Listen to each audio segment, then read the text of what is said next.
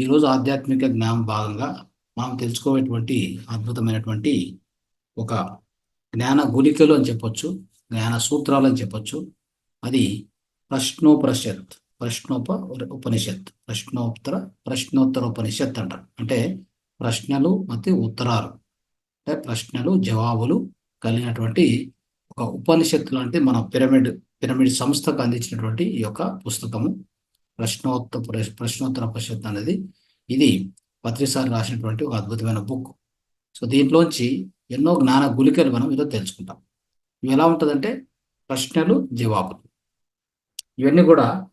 So అంటే ఎన్నో సమయాల్లో అంటే ఒక డిఫరెంట్ ప్రోగ్రామ్స్లో కూడా సార్ను అడిగినటువంటి ఇవన్నీ ప్రశ్నలు అనమాట. అంటే ఎంతో ధ్యాన మిత్రులు సార్ను సో వివిధ సమయాల్లో అడిగినటువంటి ప్రశ్నలకి వాటి యొక్క ఉత్తరాలు, వాటి యొక్క జవాబులు. సో కాబట్టి ప్రశ్న కూడా నేను చదవడం జరుగుతుంది, దానికి సంబంధించినటువంటి జవాబు కూడా చెప్తూ పోతాను. దీన్నే ప్రశ్నోత్తర ఉపనిషత్ అంటాము. సో ఇది అద్భుతమైనటువంటి జ్ఞానం. మనం అందరం కూడా ఇంకొక అర్ధగంట సేపు మనం ఈ యొక్క జ్ఞానాన్ని తెలుసుకుని ప్రయత్నించేద్దాం. మిత్రులారా, మొట్టమొదటిది ఏంటంటే ఆధ్యాత్మిక మార్గంలో నిజమైన గురువును ఎలా గుర్తించాలి అనేది ఒక ప్రశ్న. సో దీన్ని ఎలా అర్థం చేసుకోవాలనేది ప్రతిసారి దీన్ని అద్భుతంగా వివరించారు. ఇక్కడ మొట్టమొదటి ఏంటంటే గురువు కాని వాడు గురువుని గుర్తించడం కష్టము. అంటే మనం గురువు కాకుండా ఇంకొకరు గురువా కాదని ఎలా గుర్తిస్తాం? మనమే మాస్టర్ కాలేదు, ఇంకో మాస్టర్ ఎలా ఉంటాడు మీకు ఎలా తెలుస్తుంది? మొట్టమొదటిగా మనం మాస్టర్ కావడానికి ప్రయత్నం చేయాలి. మనము మాస్టర్ కావడానికి ప్రయత్నం చేయడం అనేది ఎంతో ఇంపార్టెంట్. అంటే ఆ గురువును అంత ఈజీగా గుర్తుపట్టవచ్చు. అతను అంటే నిజమైన గురువా కాదా అనేది తెలుసుకోవాలంటే ఫస్ట్ మనం గురువు కావడానికి ప్రయత్నం చేయాలి. అంటే మన యొక్క ప్రయత్నం ఎలా ఉండాలంటే, సో నేను గురువుని ఎలా కావాలి అనేటువంటి ఆ ప్రయత్నంలో మీరు నిమగ్నం కాండి ఫస్ట్. అప్పుడు మీరు గురువును గుర్తించే అవకాశం ఉంటుంది. ఎందుకంటే ఆ లక్షణాలు మీకు తెలుస్తాయి. ఫస్ట్ మీరు గురువు అవుతేనే కదా మీకు గురువు లక్షణాలు తెలిసేది. అప్పుడు మీరు గురువును గుర్తించగలుగుతారు. ఇది ఎలా ఉంటుందంటే, సో ఒక రాశిలోంచి ఏదో ఒక పెద్దగా కుప్ప పోసింటారు అనుకోండి, దాంట్లోంచి లాటరీ లాగా తీయడం కాదు. తీస్తే ఏదో గురువు తగులుతాడు, అతను ఎవరో ఒకరిని సెలెక్ట్ చేసుకొని మనం ముందుకు వెళ్దాం అనుకుంటే అది అవదాల.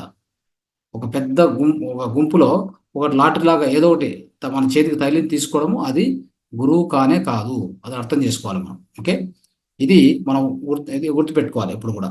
సో ఇది ఎలా ఉంటుందంటే, మనం ఒక కుండలో నీళ్లు పోస్తున్నా, కింద ఒక చిల్లు పెట్టాం, అలా ఉంటుంది. అంటే ఈ యొక్క చిల్లుబడిన ఆ కుండలో మనం నీళ్లు పోస్తూ ఉంటే అది బయటికి వెళ్తూ ఉంటుంది. సో దాని నుంచి ఏం ప్రయోజనం ఉండదు. సో అలా మనం ఎప్పుడు చేయకూడదు. మనం ఏం చేయాలంటే శాస్త్రీయ పద్ధతిలో మనం ధ్యానం చేస్తూ, స్వాధ్యాయం చేస్తూ, సజ్జన సాంగత్యం చేస్తూ మనం ఒక మాస్టర్ అవుతూ ఉంటే మనకు అంటే మనలో ఉన్నటువంటి ఆ యొక్క ప్రకంపనల ఆధారంగా, మనలో ఉన్నటువంటి చైతన్య శక్తికి ఆధారంగా ఒక గురువు ఒక సమయంలో ఒక గురువు ఎవరో ఒకరు తారసపడతారు. ఖచ్చితంగా ఆయన్ను కలుసుకునేటువంటి అవకాశం మనకు దొరుకుతుంది. అంటే మనము నిరంతరంగా మనం చేసే సాధన చేస్తూ మనము గురువు కావాలనే ఒక తృష్ణతో, ఆ యొక్క కోరికతో మనము ఈ యొక్క ధ్యానాన్ని, స్వాధ్యాయాన్ని, సజన సాధన చేస్తూ పోతూ ఉంటే మనలో పెరిగినటువంటి చైతన్య శక్తి స్థాయిలు, మనలో పెరిగేటువంటి ఆ చైతన్య శక్తి ఏదో అది పెరుగుతూ, సో దానికి తగినటువంటి గురువు ఏదో ఒక సమయంలో మనకు ఖచ్చితంగా తారసపడతారు.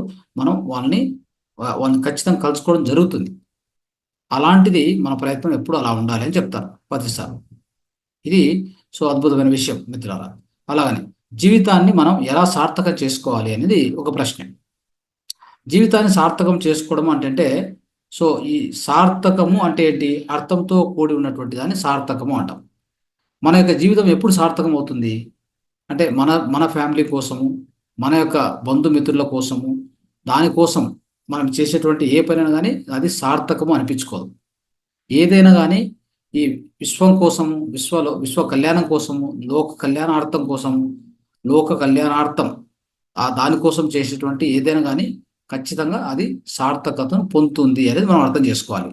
అంటే సో ఆ సార్థకత పెంచుకోవాలంటే అది దేనికో ఒక బంధుమిత్రులకో లేకపోతే దేనికో పరిమితం కాకూడదు. లేదంటే ఒక గంట సేపు చేసి, లేదా ఒక రోజు చేసి, ఏదో ఒక ఊరికి సంబంధించేసి, సో ఇలా చేస్తే జీవితాన్ని సార్థకత అని చెప్పరు. అంటే దానికి అర్థవంతం రాదు. దానికి ఒక లిమిటేషన్ ఉంది. అంటే నువ్వు దానికి మాత్రం పరిమితం అయి ఉన్నావు అని అర్థమవుతుంది. అలా కాకుండా ప్రతి క్షణం కూడా సృజనాత్మకంగా క్రియాశీలకంగా ఉంటూ అంటే చెప్పాలంటే దుఃఖరహితంగా ఉంటూ అందరి శ్రేయస్సు గురించి మనం అందరికీ శ్రేయస్సును కలిగించే విధంగా మన జీవితం ఉండాలి. అంటే ఇక్కడ మనం ఎలా ఉండాలంటే సత్యస్థితిలో ఉండాలి, ధర్మవర్తుల్లో ఉండాలి. అలా ఉండి ఆఖరి శ్వాస వరకు ఈ విధంగా జీవిస్తే అంటే ఇక్కడ ఎలా ఉంటుందంటే మీరు చేసే ఏ పనైనా కానీ లోక కళ్యాణార్థం ఉంటుంది ఖచ్చితంగా. సో ఎప్పుడు కూడా దుఃఖరహితంగా సో అలా చేసుకుంటూ మనం ముందుకెళ్తూ ఉంటే మన జీవితానికి సంపూర్ణ సార్థకత దొరుకుతుంది. అంటే సార్థకతను మనం పొందాలి అంటే ఏం చేయాలంటే మనలో ఉన్న హింసను వదిలిపెట్టాలి, హంసను పట్టుకోవాలి. హంస అంటే శ్వాస, అదే ధ్యానం చేయడం అంటే. సో అప్పుడు మనకు జీవితానికి ఒక సార్థకత దొరుకుతుంది. అంతేగాని సార్థకత అంటే మనం ఏదో ఒకరి హెల్ప్ చేయడము, ఇంకొకరికి చేయకుండా ఉండడము, అది కాదు సార్థకత అంటే. అది సార్థకత అనిపించుకోదు. ఎలా అనిపించుకుంటుంది? ఒక వర్గానికి చేస్తాం, ఒక వర్గాన్ని వదిలేస్తాం. వాళ్ళ మీద కోపం, వీళ్ళ మీద ప్రేమ. అలా ఉండదు సార్థకత అంటే. లోక కళ్యాణార్థం అందరినీ కూడా సమానంగా చూసుకుంటూ దుఃఖరహితంగా మన జీవితాన్ని కొనసాగిస్తూ సో అలా చేసుకుంటూ పోతే ఆ జీవితానికి సార్థకత దొరుకుతుంది ఖచ్చితంగా. అది అర్థం చేసుకోవాలి మనం. తర్వాత మనకు మరో జన్మ ఉంటుందా? ఇది ప్రశ్న. అంటే మనకు మరో జన్మ అనేది ఉంటుందా లేదు అనేటువంటిది అది మన ఇష్టం. ఎలా అంటే ఇప్పుడు నేను ఒక ఊరికి వెళ్ళాలి అనుకున్నాను. వెళ్ళకపోవడం నా ఇష్టం. నేను వెళ్ళొచ్చు, వెళ్ళకుండా ఉండకపోవచ్చు. అలానే జన్మ కూడా తీసుకోవచ్చు, తీసుకోకపోవచ్చు. ఇంకా చెప్పాలంటే ఇంకొద్ది లోతుగా చెప్పాలంటే ఆ యొక్క డైరెక్టర్ అంటే ఆ పరమాత్మ సృష్టికర్త మిమ్మల్ని పంపించాలనుకుంటే పంపిస్తాడు. యాక్షన్ ఒక రోల్ ఉంది, కిందికి పోయి ఆ రోల్ చేసిన అంటే పంపిస్తాడు, లేదంటే పంపించకపోవచ్చు కూడా. కాబట్టి జన్మలు 150, 200, 300 అనేటువంటిది అది మన యొక్క మన యొక్క ఆత్మ ప్రయాణం మీద ఆధారపడి ఉంటుంది. అవసరం ఉంటే వస్తాం, అవసరం లేకపోతే రాము. సో రాకపోయినా ఏం కాదు, వచ్చినా ఏం కాదు. దాంట్లో నష్టం లేదు, కష్టము లేదు. వస్తే అనుభవాలు సంపాదిస్తాం. వస్తే ఏం సంపాదిస్తాము? జీవిత పాఠాలు నేర్చుకుంటాం. అంటే మన యొక్క ఆత్మ పురోగతికి కారణం అవుతుంది. ఆత్మ పురోగతి పెరుగుతూ వస్తుంది. సో అంతకుమించి సో రాకపోతే ఇంకో జన్మలో వస్తాం, ఇంకో సమయంలో వస్తాం. ఎప్పుడైనా రావచ్చు, ఎప్పుడైనా పోవచ్చు, అది మన ఇష్టం. సో జన్మ ఉంటుందా లేదా అంటే ఏదేమి ఆధారపడి ఉంటుంది. మీ అవసరం మీ రోల్ అవసరం ఉంటే కిందికి వస్తాం, అవసరం లేకపోతే అక్కడే ఉండిపోతాం. ఏ నష్టము లేదు, ఏ కష్టము లేదు, ఏ లాభము లేదు. దీన్ని మనం దృష్టిలో పెట్టుకోవాలి. తర్వాత సో పత్రిసారిని అడిగారు ఎవరో, మీకు మొండి ధైర్యం ఎక్కువ అని అడిగారు. ఆయన ఏం చెప్పారంటే ఇది మొండి ధైర్యం అని చెప్పకూడదు. ఏంటంటే ఇక్కడ ఏముందంటే కేవలం సత్యాన్ని గుర్తించాను, ఆ సత్యాన్ని గట్టిగా చెప్పడానికి ప్రయత్నం చేస్తున్నాను. అంటే ఆ సత్యం అందరికీ తెలుసు. ఆ సత్యాన్ని అంతే నగ్న సత్యాన్ని చెప్పేటువంటి ఎంతమంది ఉన్నారు? అంటే ఇప్పుడు ఐస్ క్రీమ్ అని చెప్పడంలో దాంట్లో భయం ఏంటి? సత్యాన్ని సత్యంగా చెప్పడానికి భయం ఏంటి? అది మొండిదయం ఎందుకు అవుతుంది? సత్యాన్ని సత్యంగా చెప్తున్నాం. ధ్యానం అంటే ఏంటి? ధ్యానం ఏం చేస్తుంది? శాకాహారం అంటే ఏంటి? శాకాహారం ఎందుకు తినకూడదు? ఉన్నట్టు కుండ బద్దలు కొట్టి చెప్పడంలో అది మొండిధైర్యం అనరు. సత్యాన్ని సత్యంగా చెప్పడం అనేటువంటిది అది ఎప్పుడు కూడా సహజంగానే జరిగేటువంటిది. అది అర్థం చేసుకోవాలి. సో ఇది మనము తెలుసుకోవాలి ఎప్పుడు కూడా. సో అంటే సత్యమేదో అసత్యమేదో తెలుసు కాబట్టి ఆ విధంగా అంత ఖచ్చితంగా ఆయన చెప్పగలిగారు. ఈ సత్యాన్ని ప్రపంచమంతగా సాటి చెప్పగలిగారు. అది మనం గుర్తుపెట్టుకోవాలి. తర్వాత ధ్యానం చేయడం వల్ల ఆత్మవిశ్వాసం పెరుగుతుందా? ఖచ్చితంగా మొదట పెరిగేదే ఆత్మవిశ్వాసం. మీ మీద మీకు విశ్వాసం పెరిగేదే ఈ యొక్క ధ్యానం నుంచి. ఒక ఆవగింజంత ఆత్మవిశ్వాసం చాలు, మనము పర్వతాలను కూడా సైతం కదిలించవచ్చు అని చెప్తారు. అవునా కదా? సో దీన్ని బట్టి జీసస్ క్రైస్టు ఈ యొక్క వాక్యాన్ని ఉపయోగించారు. ఆయన యొక్క బోధనలో ఇది ఉపయోగించారన్నమాట. సో అలాగా ధ్యానం చేసే వాళ్ళకు కొంత అంటే ఆవగింజంత ఆత్మవిశ్వాసం ఉంటే కూడా సో ఆ యొక్క ఆవగింజంత ఉంటే కూడా చాలు, వాళ్ళు అద్భుతంగా ముందుకు వెళ్తూ ఉంటారు. సో అంటే వాళ్ళ యొక్క ఆ సాధన మీద విశ్వాసం ఉంచి ఆ సాధన చేసుకుంటూ పోతే కొంత విశ్వాసం ఉన్న చాలు, దాన్ని అలానే కొనసాగిస్తూ పోతే వాళ్ళు ఏం సాధించాలనుకున్నారో అంత అవలీలగా అంత సులభంగా సాధిస్తారు ఖచ్చితంగా. ఆ కొంత విశ్వాసం పెట్టి దాన్ని అలానే కూర్చొని ఆ ధ్యానాన్ని కొనసాగించాలి. సో ఇప్పుడు ఎంతో మంది వేల మంది వస్తూ ఉంటారు ఈ ధ్యాన మహాయజ్ఞాలకు కానీ, సో ధ్యాన మహాయోగం మహాయాగం కానీ, సో ఎంతో వేల మంది వస్తూ ఉంటారు. వాళ్ళందరూ కూడా దేని వల్ల వచ్చారంటే వాళ్ళకి ఆత్మవిశ్వాసం కలిగింది కాబట్టి వచ్చారు. వాళ్ళ మీద వాళ్ళకి ఆత్మవిశ్వాసం అంటే మన మీద మనకు ఉండేటువంటి విశ్వాసం అని అర్థం. అది కలిగింది కాబట్టే వాళ్ళందరం వచ్చారు, వేల మంది, లేకపోతే రారు కదా. ఇది ఆత్మవిశ్వాసం ఖచ్చితంగా పెరుగుతుంది ధ్యానం చేస్తే, అందులో డౌట్ ఏం లేదు. తర్వాత కోపము, భయము, చిరాకు వంటివి లక్షణాలను పోగొట్టుకోవడం ఎలా? కోపము, భయము, చిరాకు ఇవి మానవునికి సహజ లక్షణాలు. పోగొట్టుకోవడం కాదు కానీ వాటిని ఎక్కడ, ఎలా, ఏ విధంగా ఉపయోగించాలి, ఎంత ఉపయోగించకూడదో తెలుసుకుంటే చాలు. ఎలా ఉంటుందంటే, ఒక బాత్రూంలో మంచం తీసుకుపోయి వేయకూడదు కదా. బాత్రూమ్ తీసుకుపోయి మంచం వేస్తామా? దానికి అది కరెక్ట్ ప్లేసా అని మనం అర్థం చేసుకోవాలి. ఆ విధంగా సో మనం గుర్తుపెట్టుకోవాల్సిందంటే ఏది ఎక్కడ ఉండాలి. సో అదేవిధంగా డ్రాయింగ్ రూమ్లో అంటే మనం చదువుకునే రూమ్లో తీసుకెళ్ళి బాత్ టబ్ పెట్టామనుకోండి, కరెక్టా అది? అంటే కోపం ఎక్కడ పడాలి, ఎక్కడ చిరాకు పడాలి, ఎక్కడ భయం ఉండాలి, ఎంత భయపడాలి అనేది, ఇవన్నీ కూడా సహజ లక్షణాలు ఉండడం మంచిదే. కానీ ఎక్కడ, ఎలా, ఎందుకు, ఎంత పరిణామంలో చూపించాలి అనేది మనం తెలుసుకుంటే, సో అంతకు మించినటువంటి ఇంకా అంతకంటే గొప్ప విషయం ఏం లేదు. కాబట్టి సో ఈ లక్షణాలని ఉండడం తప్పు కాదు, కానీ సో అవి ఏవి, ఎక్కడ, ఎప్పుడు, ఎలా ఉపయోగించాలో అలా ఉపయోగించాలి ఖచ్చితంగా. ఇప్పుడు ఒక ఉదాహరణకి మనము సో ఏదో ఒక పాము లేకపోతే ఇంకోటో చూస్తాం, లేదా ఏదైనా ఒక బస్సు మన మీదకి వస్తుంది, భయంతో పరిగెత్తాం, అవునా కదా. అది మంచిదే కదా. అది అలా చేయకపోతే మీకు ప్రమాదం జరుగుతుంది కదా. సో ఒక బస్సు వచ్చి ఢీ కొట్టవచ్చు, లేదా ఒక విష జంతువు వచ్చి మనల్ని అంటే ఖర్చవచ్చు, ఏదైనా జరగవచ్చు. మనం దానికి నేను భయపడనని చెప్పి, నాకు భయం అంటే ఇష్టం లేదని చెప్పి గట్టిగా కూర్చుంటామా? ఆ భయం అక్కడ అవసరం, అప్పుడే నువ్వు ఆ నుంచి పరిగెత్తగలిగింది. సో ఆ విధంగా ఉంటుంది.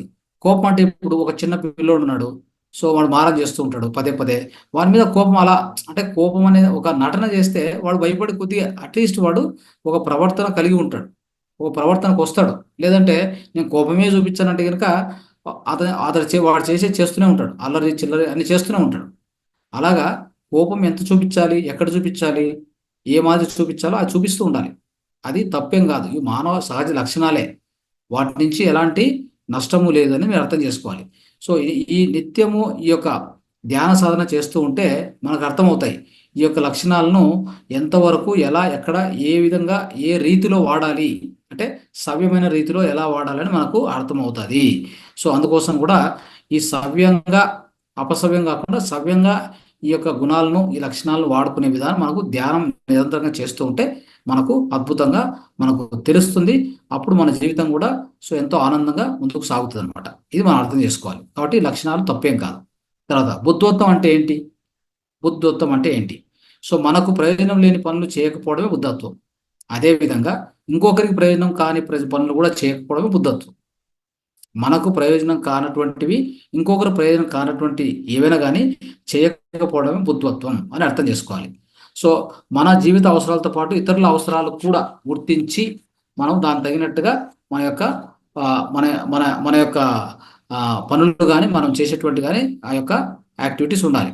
సో కాబట్టి బుద్ధితో మాట్లాడుతూ ఉండాలి, అన్నింట్లో కూడా మితంగా ఉండాలి. అదే బుద్ధత్వం. అదే బుద్ధుడు ఏం బోధించాడు? మధ్య మార్గం అన్నాడు.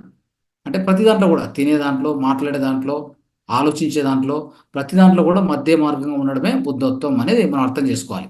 అది నిద్ర కావచ్చు, చదువు కావచ్చు, సంపాదన కావచ్చు, సేవ కూడా కావచ్చు, అన్నిట్లో కూడా మితంగా ఉండాలి. మధ్య మార్గం అనేటువంటిది బుద్ధత్వం అని అర్థం చేసుకోండి మీరు. ఓకే, ఏది ఎక్కువ కాకూడదు, ఏది తక్కువ కాకూడదు. మధ్య మార్గం అనేది అద్భుతమైనటువంటి మార్గం, అదే బుద్ధత్వం. తర్వాత టెన్షన్ అన్నది లేకుండా ఎప్పుడు శాంతంగా ఎలా ఉండవచ్చు అంటే, టెన్షన్ ఎందుకు వస్తుంది మనకి, పరీక్ష ఎలా రాస్తాము సో అని చెప్పేసి ఆ భయం అనేది వచ్చి మనకు టెన్షన్ వస్తుంది. అదొక ఉదాహరణ మామూలుగా. సో టెన్షన్ అనేది మీకే కాదు అందరికీ ఉంటుంది. ఇప్పుడు మహాభారతం తీసుకోండి, యుద్ధం చేయడానికి అన్ని అస్త్రాలు సంధించుకొని అర్జునుడు మధ్యలో, అంటే యుద్ధం మధ్యలో పోయి నిలబడి అక్కడ అతనికి టెన్షన్ స్టార్ట్ అవుతుంది చెప్పాలంటే. సో అంటే ఆ శత్రు సైన్యంతో ఉన్న ఆ ద్రోణాచార్యని ఎలా చంపాలని, తర్వాత ఆ కురువుతున్నటువంటి ఆ భీష్మ పితామహుని ఎలా మట్టు పెట్టాలనేది అతనికి అక్కడ టెన్షన్ మొదలైంది. సో అంటే అనేక ఉద్రేకాలకు ఆయన గురైనాడు. సో అర్జునుడి పరిస్థితి ఎలా ఉందంటే, అర్జునుడి పరిస్థితి చూసి మనకు కృష్ణుడు జాలి పడుతున్నాడు.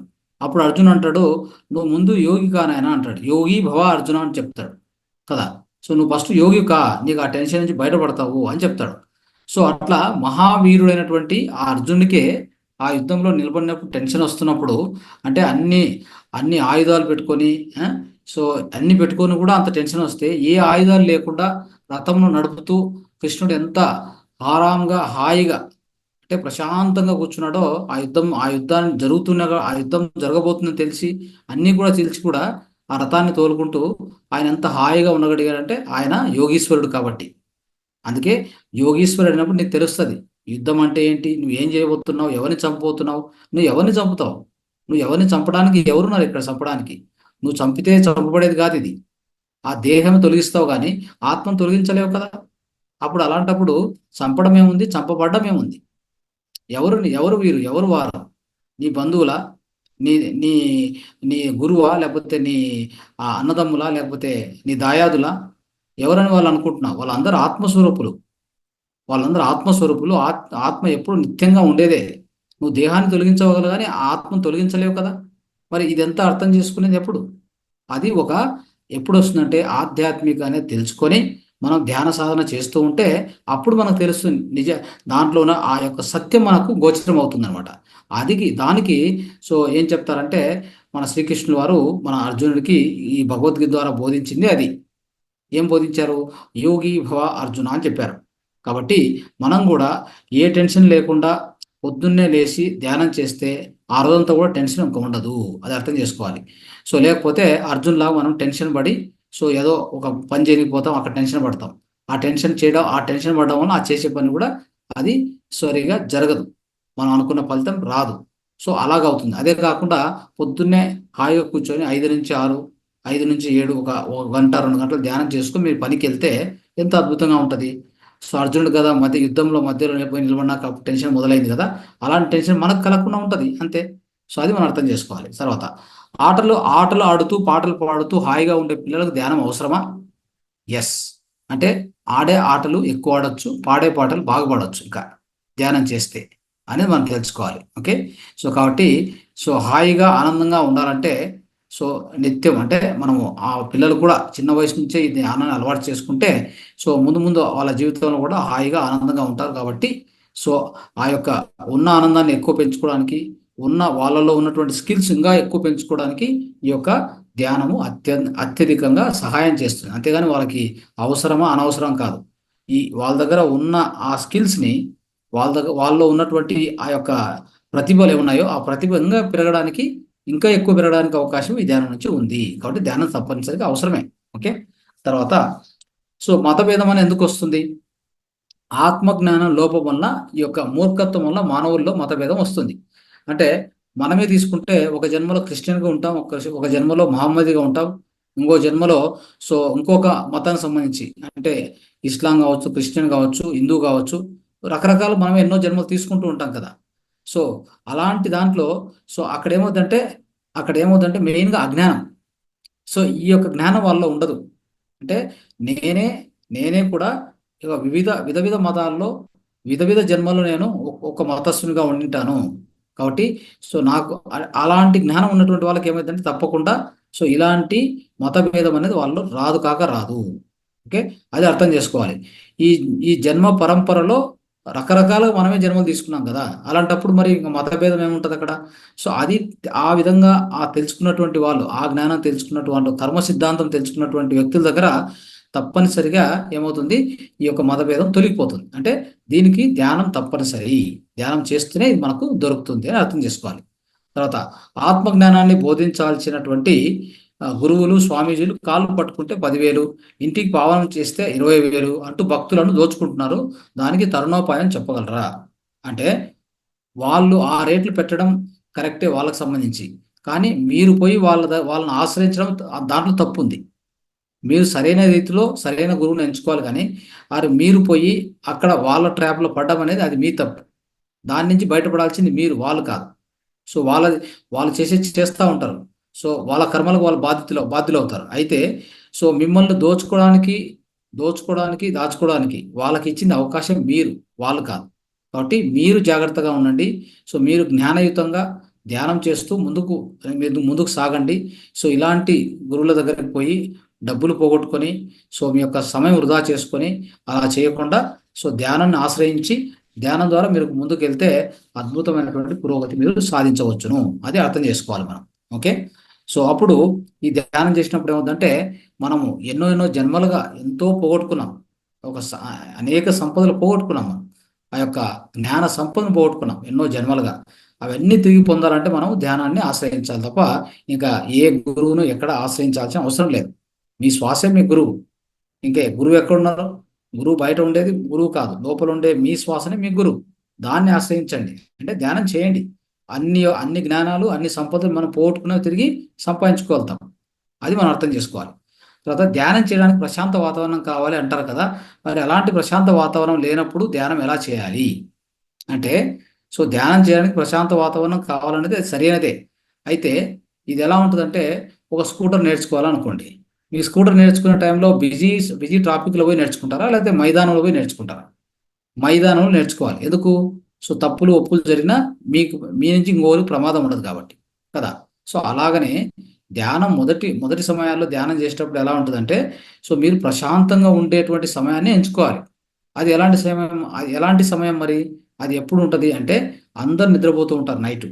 అప్పుడు లేచి కూర్చొని మీరు ధ్యానం చేసుకోండి. అప్పుడు మీకు ఎలాంటి డిస్టర్బెన్స్ ఉండదు, ఎవరి నుంచి మీకు తొందర ఉండదు, మీ నుంచి వాళ్ళకు కూడా ఎలాంటి ఇబ్బంది కలగకుండా ఉంటుంది. అది మీరు తెలుసుకోవాలి. Okay, right. సో దేవుడు కొంతమందిని ధనవంతులుగా మరి కొంతమందిని బీదవారుగా ఎందుకు పుట్టిస్తారు అంటే, ఎప్పుడు ఎవరిని ఏ విధంగా పుట్టించరు. ఎవరికి వారే ఎవరికి వారే ఆ విధంగా పుడుతూ ఉంటారు. అది మరి అది వాళ్ళ యొక్క వ్యక్తిగత ఎంపిక ఏంటది. అంటే పైనుంచి కిందికి వచ్చేటప్పుడే మనం ఒక్కొక్క పాత్రలో ఒక్కో జన్మలో వస్తాం. అంతకుముందు పాత్రలో మనమే జమీందారు అయి ఉంటాము. ఈ జన్మలో మనం భిక్షగాడు అయి ఉంటాం. అంతకుముందు పాత్రలో ఒక ఇంజనీర్ అయి ఉంటాం. ఈ పాత్రలో ఒక కార్పెంటర్ అయి ఉంటాం. దాంట్లో ఏం పెద్దగా ఆశ్చర్యపోనక్కర్లేదు. ఆత్మకు అన్ని అనుభవాలే. కాబట్టి ఇక్కడ ఎంపిక అనేటువంటిది మనం ఆలోచిస్తే, ధనవంతులుగా పేదవాళ్ళు అంటే ఇవన్నీ కూడా ఒక పాత్రలు మాత్రమే అని అర్థం చేసుకోవాలి మనం. అంటే సో పైన ఉన్నటువంటి సృష్టికర్త ఏం చేస్తారంటే, మీకు ఒక పాత్ర ఇచ్చి కిందికి పంపిస్తాడు. అంతేగాని ఇక్కడ నేను ధనవంతుణ్ణి, అంటే ధనవంతుడైతే నేను హాయిగా ఉంటానని, బీదవాడైతే నేను కష్టాలు పడుతూ ఉంటానని, కష్టాలు పడడం కానీ మీరు హాయిగా ఉండడం కానీ ఇవన్నీ కూడా మీ యొక్క దేహానికి సంబంధించినటువంటి. ఆత్మకు అలాంటివి ఏం సంబంధం లేదు. ఆత్మకి ఏంటంటే ప్రతిదీ అనుభవమే. ధనవంతుడిగా ఉన్నప్పుడు ఏం నేర్చుకుంటాం కదా, ధనవంతుగా ఉన్నప్పుడు ఏం నేర్చుకుంటాం? ఏం నేర్చుకోలేము. తర్వాత ఒక బీదవానిగా భిక్ష ఎత్తుకున్నప్పుడు ఆ వ్యక్తి నేర్చుకునే విషయాలు ఏముంటాయి?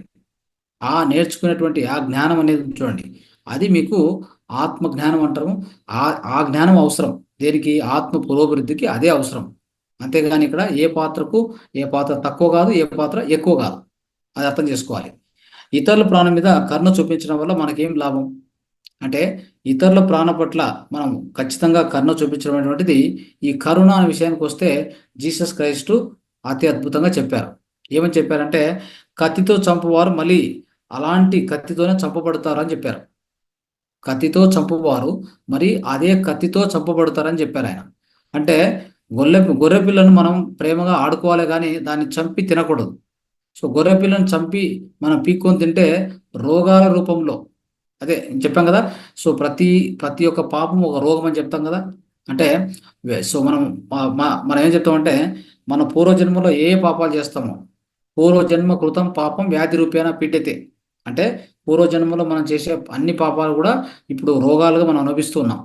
అలాగనే సో ఈ యొక్క ఏదైనా కానీ ఒక జీవి మీద కరుణ చూపించి దాన్ని ఏ విధంగా కూడా దాన్ని ఇబ్బంది పెట్టకుండా, హింసించకుండా మనం ఉండడం అనేది ఎంతో ఉత్తమమైన పని. లేదంటే అదే కర్మలు మనం ఆ యొక్క చెడు కర్మను వల్ల అనుభవించాలి. ఏ రూపంలో? రోగాల రూపంలో. రోగాలు ఎలా వస్తాయి? బ్యాక్టీరియా, వైరస్, రకరకాల రూపంలో వస్తాయి. కరోనా వైరస్ వచ్చింది. ఎందుకు వచ్చిందంటే, ఇక్కడ కర్మలు ఎక్కువ కర్మలు, అంటే ఎలాంటి చెడు కర్మలు ఎక్కువ చేయడం వల్ల అవన్నీ అనుభవింపజేయడానికి మనకు వచ్చినటువంటి ఒక మహా అవకాశం అని చెప్పాలి. గొప్ప అవకాశమే కరోనా వైరస్ రూపంలో వచ్చింది అనమాట మానవులకి. అది దానివల్ల మన యొక్క చెడు కర్మను అనుభవించేటువంటి అవకాశం అది ఇచ్చింది. ఇది మన యొక్క నేచర్ ఇచ్చినట్టుగా. దాన్ని కూడా మనం తప్పుగా భావించే అవసరం లేదు. సో మనం తప్పుగా అనుకుంటున్నాం యాక్చువల్గా. కానీ అది మనం ఆ యొక్క చెడు కర్మలు మనం అనుభవింప చేయడానికి మనకు అవకాశం ఇచ్చింది ఆ నేచర్. ఓకే, అది అర్థం చేసుకోవాలి. సో పండితులు అంటే ఎవరు? ఆత్మజ్ఞానంతో పండిపోయిన వాళ్ళని పండితులు అంటారు. సో ఏ విషయాన్ని కూడా ఏడవనటువంటి వాడు, సృష్టిలో ఉన్న అన్నిటి పట్ల సమదృష్టితో ఉన్నటువంటి వాడిని మనం పండితుడు అనాలి. సో మానం వచ్చినా, అవమానం వచ్చినా, దుఃఖం వచ్చినా, సంతోషం వచ్చినా, విజయం వచ్చినా, విజయం రాకపోయినా, సో దేనికి కూడా సో అదరకుండా బెదరకుండా ఉండేటువంటి స్థిత ప్రజ్ఞతో ఉండేటువంటి వాడిని పండితుడు అంటాం. ఎలాంటిదంటే, సో ఇప్పుడు ఒక భగవద్గీత బోధిస్తూ ఉంటాడు ఒక ఆయన, ఒక ఒక ఒక పండితుడు అనుకుందాం. సో అప్పుడు ఆయన బోధిస్తూ ఉంటాడు, అనర్గళంగా మాట్లాడుతూ ఉంటాడు, అందరూ శ్రద్ధగా వింటూ ఉంటారు. ఎవరో ఒక భక్తుడు వచ్చి మీ మీ వైపు చనిపోయింది అంటాడు. ఆ భగవద్గీత పక్కన పడేసి ఓ అని ఏడుస్తాడనమాట. ఇది పాండిత్యం అంటారా దాన్ని? అది పాండిత్యం అనరు. అప్పుడే చెప్పింటాడు. సో ఏమంటాడు? ఈ ఆత్మకు చావు లేదు, ఆత్మకు నీళ్లు తాకవు, ఆత్మకు అగ్నిలో దహనం కాదు, అన్ని చెప్పింటాడు. ఆ చెప్పిన మరో క్షణంలోనే ఒక భక్తుడు చెప్తాడు, మీ మీ వైపు చనిపోయింది అని చెప్తాడు. అప్పుడు ఈయన ఏడ్చడం మొదలు పెడతాడు. అది పాండిత్యం కాదు మిత్రులారా. ఓకే, సో ఇది స్థిత ప్రజ్ఞత. మనం ఏం బోధిస్తున్నామో అది మనం పాటించినప్పుడే దాన్ని పాండిత్యం అంటాం. అంటే మనం పూర్తి మన లోపల ఆత్మజ్ఞానం నింపుకుంటే, ఆత్మజ్ఞానంతో మనం నిండిపోతే మనం నిజమైన పండితులం అవుతాం. అది అర్థం చేసుకోవాలి. అంతేగాని సో ఎన్నో శ్లోకాలు వల్లవేస్తే ఆ శ్లోకాలను అనర్గళంగా చెప్తే అది పాండిత్యం అనిపించుకోదు. అది పండితులు అనరు. అర్థమైందా? అది గుర్తుపెట్టుకోండి. సో ధ్యానం సరిగ్గా కోరడానికి ఏదైనా చిట్కాలు చెప్పండి అంటే, ఇది ఎలాంటి ఉంటుందంటే, ఇంతకుముందే ఎవరైనా పూజలు ఎక్కువ చేయకుండా, పూజలు పునస్కారాలు ఎక్కువ చేయకుండా, ఇట్లాంటి శాస్త్ర చర్చలు అట్లాంటివి ఏమి చేయకుండా, సో కామన్గా నార్మల్గా ఉన్న వ్యక్తులకు ధ్యానం తొందరగా కుదురుతుంది. ఓకే, ఈ పూజల్లో వాటిలో ఎక్కువగా అతుక్కొని పోయినటువంటి వాళ్ళకు కొద్దిగా కష్టం. నిదానం అది వదలాలి కదా, దాని నుంచి బయటకు రావాలి కదా. ఇది ఎలా ఉంటుందంటే, ఒక భాష నేర్చుకుంటున్నారు అనుకోండి, కొత్త భాష. ఓకే, ఆ కొత్త భాష నేర్చుకునేటప్పుడు ఒక చిన్న పిల్లోడికి చెప్పండి, ఎంత ఫాస్ట్ నేర్చుకుంటాడు. అదే ఒక ఏజ్ ఉన్నటువంటి, వయసు ఉన్నటువంటి వాళ్ళకి చెప్పండి, వాళ్ళు నేర్చుకోలేరు, కష్టపడతారు. ఎందుకంటే వాళ్ళకి ఆల్రెడీ మైండ్లో ఒకటి ఫిక్స్ అయిపోయి ఉంటుంది అనమాట. అలాగనే పూజలు పునస్కారాలు ఫిక్స్ అయిపోయి ఉంటాయి. వాళ్ళకి ధ్యానం అంటే అంత ఈజీగా కుదరదు. అది నిదానంగా వదులుతుంది. అందుకే చిన్నపిల్లలకు ధ్యానం నేర్పించండి, ఎంత తొందరగా నేర్చుకుంటారో చూడండి. సో అలా ఉంటుంది అనమాట. కాబట్టి సో మనం ఫస్ట్ ఏం చేయాలంటే, సో నిదానంగా, సో అంటే అంత ముందున్న ఆలోచనలు కొన్ని నిదానంగా వదిలేసి, సో ఆ విధంగా చిన్నపిల్లలాగా తయారు కావాలి. చిన్నపిల్లలాగా ఎలా తయారు కావాలి? మనకు అంతకుముందున్న ఓల్డ్ ఆలోచనలు, ఓల్డ్ పద్ధతులు ఏమున్నాయో అవి చిన్నగా వదులుతూ వదులుతూ వదులుతూ వస్తే, అప్పుడు ఫ్రెష్గా ఒక చిన్నపిల్లలాగా తయారైతే మనం ఏం చేయాలనుకున్నా సో అంటే చటక్కన అంటే అంత వేగంగానే అందుకుంటాం, వేగంగా అందుకుంటాం. ఆ విధంగా ఖచ్చితంగా మనము ఆ ధ్యానంలో కూడా పురోగతిని సాధిస్తాం. కాబట్టి సమయం ఉన్నప్పుడల్లా ధ్యానం చేస్తూ ఆ ఓల్డ్ మన లోపల ఉన్నవన్నీ కూడా ఫస్ట్ తొలగించుకుంటూ రావాలి. అది ఎన్లైటన్మెంట్ అంటే ఏంటి? మన జన్మ కారణమైన మహాదశాన్ని ఇరుకలోకి తెచ్చుకొని తదనుగా దానికి అనుగుణంగా ప్రయత్నాలు చేస్తూ లోక కళ్యాణార్థం సో మనం చేసుకుంటూ పోతే, సో దాన్ని అంటే ఏది కూడా అంతే, మనం చేస్తున్నటువంటి ఏ విషయాలైనా కానీ లోక కళ్యాణార్థం ఉంటూ ఆ విధంగా మనం చేసుకుంటూ పోతే, అది మన యొక్క స్వార్థం కోసం మేము ఉండకూడదు. లోక కళ్యాణార్థం కోసం మనం చేస్తున్నటువంటి ప్రయత్నాలు అలా చేస్తూ పోతే దాన్నే ఎన్లైట్మెంట్ అంటాం. అంటే మనం ఆ ఎన్లైట్మెంట్లో ఉన్నట్టు లెక్క. అంటే అక్కడ ఏమవుతుందంటే, మనలోని దివ్యత్వాన్ని మరి నిజాయితీని అత్యంత విశ్వాసంతో దర్శించే తత్వమే ఎన్లైట్మెంట్. అంటే మనలో ఏముంది, మనం ఎవరు అనేది మనం ఆ ఎరుక మనం తెచ్చుకున్నాం అనుకోండి, అదే ఎన్లైట్మెంట్ అంటే. మన గురించి మనకు అర్థమయ్యేది ఎన్లైట్మెంట్ అంటే, ఇంకేమీ లేదు కదా. సదా సదా సచ్చిదానంద స్థితిలో ఉండడమే ఎన్లైట్మెంట్. ఇప్పుడే చెప్పుకున్నాం. సో ఎప్పుడు కూడా దేనికి అదరకుండా బెదరకుండా స్థిత ప్రజ్ఞతో ఉండడమే ఎన్లైటన్మెంట్ అని చెప్పుకోవాలి మనం. రైట్? సో ఇలా ఉంటుందన్నమాట. తర్వాత సన్యాసం అంటే ఏమిటి? సమ్యక్ అంటే సరైన విధంగా, న్యాసం అంటే వదిలిపెట్టాలి, అంటే సరైన రీతిలో వదిలిపెట్టడం. సో ఏం వదిలిపెట్టాలి? నేను వేరే నువ్వు వేరే అనేటువంటి ఆ యొక్క భావాన్ని సంపూర్ణంగా వదిలిపెట్టడమే సో దాన్ని సన్యాసం అంటాం. అంటే నువ్వు వేరు నేను వేరు, నువ్వు వేరు నేను వేరు అనేటువంటి ఆ యొక్క భావాన్ని సంపూర్ణంగా వదిలిపెట్టడం, సరైన విధంగా వదిలిపెట్టడం అంటారు. దాన్నే సన్యాసము అంటారు. అంతేగాని ఇండ్లు వదిలేసి పారిపోవడం సన్యాసం కాదు. ఇంట్లో ఉండి కూడా చేయొచ్చు ఇది కదా. అంటే నువ్వు వేరు కాదు, నేను వేరు కాదు, అందరము ఒకటే, అంతా ఒకటే, జగమంతా ఒకటే కదా. సో అంతా కూడా బ్రహ్మ పదార్థమే, సర్వం కలిధ్వం బ్రహ్మం. కాబట్టి ఈ తత్వంలో ఉండడమే మనం ఏమంటాం, సన్యాసము అంటాం. శ్వాసపైనే ధ్యాస పెట్టి ఎందుకు ధ్యానం చేయాలి? శ్వాసపైనే ధ్యాస ఎందుకు పెట్టామంటే, శ్వాస అనేది ఇప్పటిది, అంతే కదా. శ్వాస ఇప్పటిది, భూతకాలం సంబంధించింది కాదు, భవిష్యత్ కాలం సంబంధించింది కాదు. ఎప్పుడు కూడా అదే గుర్తుపెట్టుకోండి. ఈ శ్వాస అనేది ఎప్పుడు వర్తమానానికి సంబంధించింది కాబట్టి దానితో పాటు ఉంటే మనం కూడా వర్తమానంలో ఉంటాం. అంతేగాని ఆ యొక్క భవిష్యత్తుకు కానీ లేకపోతే భూతకాలానికి కానీ. సో మనం చెప్పాలంటే శ్వాస మీద ధ్యాసతో భూతకాలం అనే పెనుభూతం నుంచి బయటకు వస్తాం. అదే భవిష్యత్తు అంటే ఎలా ఉంటుందంటే ఈ గాలిలో మేడలు కట్టే లాంటిది అనమాట. భవిష్యత్తు ఎలాంటిది? గాలిలో మేడలు కట్టడం. భవిష్యత్తు అనేటువంటిది అనిశ్చితం, అది మనకు తెలియదు, ఏం జరగబోతుందో తెలియదు. ఆ ఆ భవిష్యత్తు తలుచుకుంటేనే భయం అవుతూ ఉంటుంది. అదే భూతకాలం ఎలా ఉంటుందంటే అది ఒక పెనుభూతం. అక్కడ ఏవో అక్కడ ఉన్నటువంటి ఒక చెడు అనుభవాలు మనకు ఎప్పుడు రోధిస్తూ ఉంటాయి, మనల్ని బాధిస్తూ ఉంటాయి. తలుచుకున్నప్పుడల్లా బాధ బాధ వస్తుంటుంది కదా. సో దాన్ని అన్నింటినీ పక్కన పెట్టాలంటే వర్తమానంలో ఈ శ్వాస అనేది ఫ్రెష్గా ఎంటర్ అవుతుంది, ఫ్రెష్గా బయటకు వస్తుంది. చూడండి, ఫ్రెష్గా లోపలికి వెళ్తుంది, ఫ్రెష్గా బయటకు వస్తుంది. అంటే అర్థం ఏంటి? ఇది వర్తమానానికి సంబంధించింది. దాంతో ఉంటే మనం కూడా వర్తమానంలో ఉండడం నేర్చుకుంటాము. అది మనం అర్థం చేసుకోవాలి. సో కాబట్టి ఈ విధంగా వర్తమానంలో ఉంటూ ప్రతి ఒక్క అనుభవాన్ని గొప్ప జ్ఞానంగా స్వీకరిస్తూ సో తన ఆత్మను ఉన్నతంగా చేసుకుంటూ జీవించేవాడే ఆధ్యాత్మిక శాస్త్రజ్ఞుడు అవుతాడు. సో అది ఒక శ్వాస మీద ధ్యాస అనే ధ్యానంతోనే సాధ్యమవుతుంది మిత్రులారా. కాబట్టి శ్వాస మీద ధ్యాస పెట్టడం అనేది వర్తమానంలో ఉండేటువంటి అతి గొప్ప బహుమానం. అది అంటే వర్తమానంలో ఉండాలంటే మనము శ్వాస మీద ధ్యాస పెట్టి ఈ యొక్క ధ్యానాన్ని చేస్తూ పోతే నిత్యము. సో ఇది అద్భుతమైన ఆధ్యాత్మిక పురోగతి అవుతుంది. మనకు ఆధ్యాత్మిక శాస్త్రజ్ఞులుగా కూడా తయారవుతాం, ఆధ్యాత్మిక శాస్త్రంగా తయారవుతాం. అది సో మానవులకు శాకాహారమే తప్పనిసరినా? ఈ ప్రపంచంలో ఏది తప్పనిసరి కాదు. కావాలంటే మనిషిని కూడా చంపి ఆ మాంసాన్ని కూడా తినొచ్చు. అయితే ఇప్పటికీ నరమాంస భక్షకులు ఉన్నారా లేదా? వాళ్ళు కూడా శుభ్రంగా బతుకుతున్నారు. ఈ భూమి మీద ప్రతి ఒక్కటి మన యొక్క ఎంపికనే మిత్రులారా. అయితే ఇక్కడ మనం తెలుసుకోవాల్సిన సత్యం ఏమంటే మన భౌతిక శరీరం కేవలం శాకాహారానికి అనుగుణంగానే అది రూపుదిద్దబడింది అని తెలుసుకోవాలి. సో అది మాంసాహార సేవనానికి సో ససేమిరా అది తయారు చేయబడలేదు. ఈ సత్యాన్ని ఎరుకలో ఉంచుకొని ప్రకృతి సిద్ధాంతాలకు అనుగుణంగా ధర్మాచరణలో ఉంటే మనము మంచి ఫలితాలు పొందుతాం, లేకపోతే దుర్భరమైన జీవితాన్ని గడపాల్సి వస్తుంది. అంటే ఏదైనా ఎంపిక అనేది అది మన ఇష్టం. అయితే ఇక్కడ ఏంటంటే మన యొక్క దేహం అనేది మన దేహ ప్రకృతిని అర్థం చేసుకోవాలి. మన దేహ ప్రకృతి ఏంటి? శాకాహారానికి తయారు చేయబడింది. మన పళ్ళు కానీ మన యొక్క ప్రేగు కానీ మన ప్రేగు యొక్క లెంత్ ఎంత ఉంటుంది? ఒక మాంసాహారి యొక్క ప్రేగు పొడవు ఎంత ఉంటుంది? దాని హైట్ ఎంత ఉందో అంత ఉంటుంది కదా. అదే మన యొక్క పేగు ఎంత ఉంటుంది? మన హైటుకు 6-7 రెట్లు ఉంటుంది. మన హైటు 5 ఫీట్లు అనుకోండి. మన యొక్క పేగు యొక్క పొడవు, పెద్ద పేగు పొడవు ఉంది కదా, అది 30 ఫీట్లు ఉంటుంది. మరి ఇలాంటి పరిస్థితుల్లో మనం తిన్నటువంటి ఆ యొక్క మాంసాహారము మన దేహంలో 72 గంటలు ఉండిపోతుంది. 72 గంటలు ఉండేసరికి దాని నుంచి ఎంత బ్యాక్టీరియా, ఇప్పుడు ఒకటి ఏదన్నా ఒక శవం ఉందనుకోండి, ఎవరైనా చనిపోతే శవాన్ని ఇంట్లో ఒక 24 గంటలు కాదు కదా, 12 గంటలు కూడా పెట్టరు.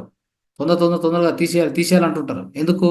దాని నుంచి బ్యాక్టీరియా వస్తుంది. ఇంకా అది చనిపోయినటువంటి దాన్ని చనిపోయిన తర్వాత మనలో ఉండే బ్యాక్టీరియా మనల్ని తింటది. చూడండి ఎట్లుందో సృష్టి ధర్మం, ఎలా ఉందో. సృష్టి ధర్మం ఏమీ లేదు. ఇప్పుడు ఒక దేహాన్ని, అంటే అది చనిపోయినటువంటి దేవాన్ని అట్లా పక్కన పడుకోబెట్టామనుకోండి, కొంచెంసేపుడికి అబ్జర్వ్ చేయండి, లోపల బ్యాక్టీరియా స్టార్ట్ అయి ఉంటుంది. ఎక్కడి నుంచి వచ్చింది అంటే ఆ బ్యాక్టీరియా మన లోపల ఉండేదే మనల్ని తినడం మొదలు పెడుతుంది. అది సృష్టి ధర్మం. అంతవరకు ఎందుకు తినలేదు అంటే లోపల శివుడు ఉన్నాడు. శివుడు అలౌ చేయడు. శివుడు గట్టిగా ఉన్నాడు. ఆ శివుడు ఉన్నంత వరకు శవం వచ్చే అవకాశమే లేదు. శివుడు ఎప్పుడు బయటకు వెళ్ళిపోయాడో ఆ బ్యాక్టీరియా విజృంభిస్తుంది. ఆ బ్యాక్టీరియా మనల్ని ఆహారంగా తినేస్తుంది. అందుకే కుళ్ళిపోవడం జరుగుతుంది కదా. సో అలాంటి ఆ కుళ్ళినటువంటి ఆహారాన్ని మన దేహంలో 72 గంటలు కుళ్ళబెడితే దాని నుంచి ఎంత బ్యాక్టీరియా బయటకు వస్తుంది? ఆ బ్యాక్టీరియా అంతా ఏం చేస్తుంది? మనకు అనారోగ్యాన్ని తెచ్చిపెడుతుంది. అది మంచిదా? తప్పకుండా మంచిది కాదు. కాబట్టి సో ఈ మాంసాహారం పాపాహారం. మాంసాహారం అది మన మానవ ఆహారం కాదు అని అర్థం చేసుకోవాల్సి ఉంటుంది. సో ఈ విధంగా మనం అర్థం చేసుకోవాలి. సో కాబట్టి ఇక ఇప్పుడు ఆల్రెడీ టైము మనకి దగ్గర దగ్గర 10:50 అయింది. సో ఈరోజు ఈ అంటే ఈ యొక్క జ్ఞానాన్ని, ఈ జ్ఞాన యొక్క మన యొక్క జ్ఞాన యొక్క గులికలు, జ్ఞాన సత్యాలు ఏవైతే తెలుసుకుంటున్నామో ఈ యొక్క ప్రశ్నోపనిషత్ ఈ యొక్క ఉపనిషత్తులో ఇన్ని విషయాలు మనం తెలుసుకున్నాం. ఇంకొకటి తెలుసుకొని మనం ముగిద్దాం ఈ యొక్క కార్యక్రమాన్ని. తర్వాత మనం ఆరోగ్యం, ఆహారం సంబంధించి ఇక జీవన స్థితుల గురించి కూడా నిన్న కూడా కొన్ని తెలుసుకోలేదు. ఆ విషయాన్ని మనం ఈరోజు తెలుసుకొని ముగించేద్దాం. జీవితాన్ని ఎలా జీవించాలి? ఈ జన్మ మనకు తెలియకుండా అకస్మాత్తుగా జరిగిన సంఘటన ఎంత మాత్రం కానే కాదు అన్న సత్యాన్ని మనం తెలుసుకొని జీవితం గురించి నిరంతరం జాగ్రత్తగా ఆలోచించాలి.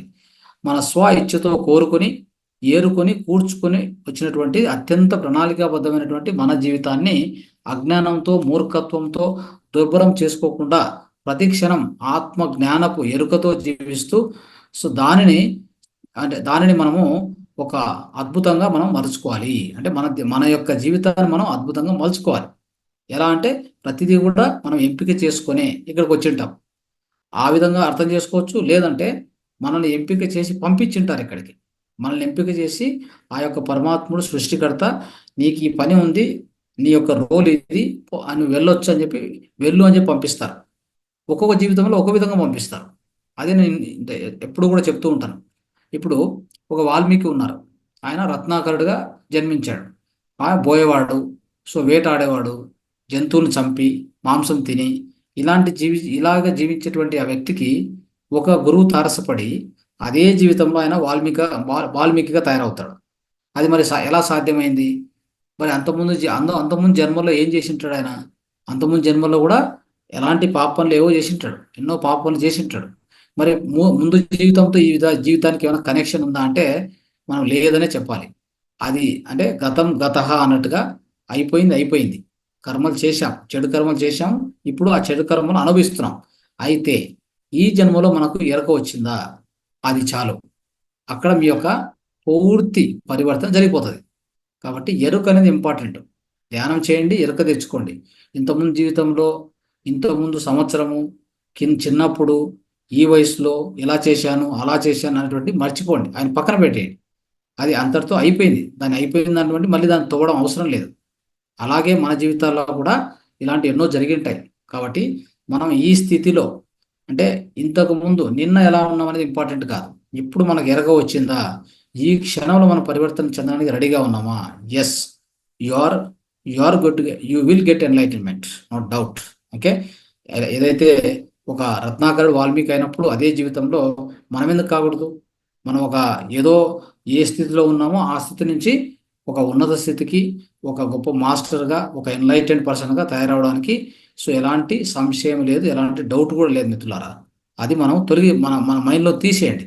నేను ఇలా ఉన్నాను కదా, సో నాకు అనుకున్నంత నాలో అంత లక్షణాలు లేవే, నేను అవుతానా అనేది కాదు. ధ్యానం చేయండి, ఎరుక పెంచుకోండి, మీరు కూడా ఒక మాస్టర్గా ఖచ్చితంగా తయారవుతారు. దాంట్లో ఎలాంటి సందేహం లేదు అనేది తెలుసుకుంటూ ఈరోజు యొక్క ఆత్మజ్ఞానం అటువంటి ఈ కార్యక్రమాన్ని, ఈ యొక్క ఆధ్యాత్మిక జ్ఞానం తెలుసుకోవడానికి ప్రయత్నం చేశాం. సో ఎంతో అద్భుతమైన విషయాలు ఇవన్నీ కూడా మనం సో ఎప్పుడు కూడా నెమరేసుకుంటూ ఉండాలి. ఓకే.